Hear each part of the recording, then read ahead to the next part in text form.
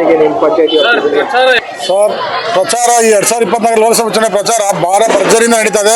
ಎಲ್ಲ ಕಡೆನೂ ಕಾಂಗ್ರೆಸ್ ಮಯವಾಗಿದೆ. ಏನಿವತ್ತು ಅವರ JDS BJP ಭ್ರಷ್ಟಾಚಾರದಲ್ಲಿ ಅವ್ರು ಯಾರು JDS ಕಾರ್ಯಕರ್ತರು ಜಾಸ್ತಿ ನಮ್ಮ ಕಾಂಗ್ರೆಸ್ ಸೇರ್ಪಡೆ ಆಗ್ತಾ ಇದ್ದಾರೆ. ಅದೇ ಸಾಕು ತಾಲೂಕಿನಾಗೆ ಅದೇ ಕಾರ್ಯಕ್ರಮ ಜಾಸ್ತಿ ಇರ್ತದೆ. ಅವರ ಕಾರ್ಯವೈಖರಿ 10 ವರ್ಷ ನೋಡೋರೆ. BJP ಕಾರ್ಯಗಳು ಯಾವ ಥರ ಇತ್ತು ಏನಿತ್ತು ಎಲ್ಲ ನೋಡೋರೆ. ಬರೀ ಸುಳ್ಳಿನ ಸರ್ಕಾರ. ಬರೀ ಈಗ ಅದರ BJP ಅಭ್ಯರ್ಥಿ ಆದಂಥವ್ರು ಹಿಂದೆ ಕೊರೋನಾ ಟೈಮಾಗಿ ಏನಾಯಿತು ಏನೇನು ಮಾಡಿದ್ರು ಎಣದಲ್ಲೇ ದುಡ್ಡು ಮಾಡೋದಂಥವ್ರು ಇವತ್ತು ಅವರು ಚಿಕ್ಕಬಳ್ಳಾಪುರ ಕ್ಷೇತ್ರದಲ್ಲಿ ವಿಧಾನಸಭೆ ಗೆದ್ದಕ್ಕಾಗಲಿಲ್ಲ. ಅದನ್ನ ನೋಡಿ ನಮ್ಮ ಒಳ್ಳೆ ಅಭ್ಯರ್ಥಿ ರಕ್ಷಾರಾಮಯ್ಯ ಬಂದರೆ ಅವ್ರ ಪರವಾಗಿ ಒಳ್ಳೆ ಒಲವಿದೆ. ಇಡೀ ತಾಲೂಕಿನ ಇಡೀ 8 ತಾಲೂಕುಗಳು ನಾವು ನಿಮ್ಮ ಮಾಧ್ಯಮ ಮಿತ್ರರಲ್ಲಿ ನೋಡ್ತಾ ಇದ್ದೀವಿ. ಮಾಧ್ಯಮಗಳು ಒಳ್ಳೆ ಅವಕಾಶ ನಮ್ಮ ರಕ್ಷಾರಾಮಯ್ಯ ಇದೆ.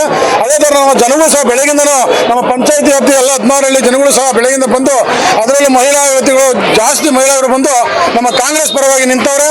ಕಾಂಗ್ರೆಸ್ ಪರವಾಗಿ ನಾವು ಇವತ್ತು ಏನು ನಮ್ಮ ಶ್ರೀನಿವಾಸ್ ಅವರು MLA ಅವರು ಏನು 10 ತಿಂಗಳಲ್ಲಿ ಮಾಡಿದಂಥ ಅಭಿವೃದ್ಧಿ ಪರ ಹೆಚ್ಚಿನ ಅಲೆ ದಾಟಿದೆ.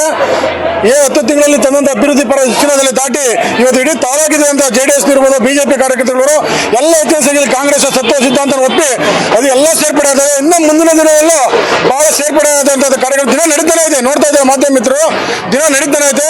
ಇದೆಲ್ಲ ಅವರಿಗೆ ತಕ್ಕ ಪಾಠ ಇದೆ. 10 ವರ್ಷ ನೋಡ್ತಾ ಇದ್ದೇವೆ ಕೇಂದ್ರ ಸರ್ಕಾರ ಏನೇನು ಮಾಡ್ತೋ ಹಿಂದೆ ಏನೇನು 15 ಲಕ್ಷ ಕೊಡ್ತೀನಿ ಅದು ಕೊಡ್ತೀನಿ ಯುವಕರಿಗೆ ಕೆಲಸ ಕೊಡ್ತೀನಿ ಅಂತ ಯಾವುದೂ ಮಾಡಲಿಲ್ಲ. ಬರೀ ಸುಳ್ಳಿನ ಸರ್ಕಾರ ಅಂತ ಹೇಳ್ಕೊಂಡು ಅದರಲ್ಲಿ ಇವತ್ತು JDS ಮಿಲನ ಇದೆ.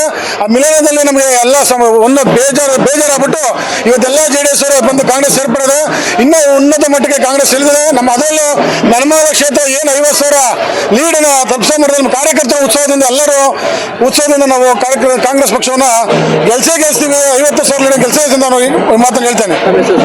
ಮಾಜಿ ಗ್ರಾಮ ಪಂಚಾಯತ್ BT ಮಂಜುನಾಥ್ ಕೂಡ.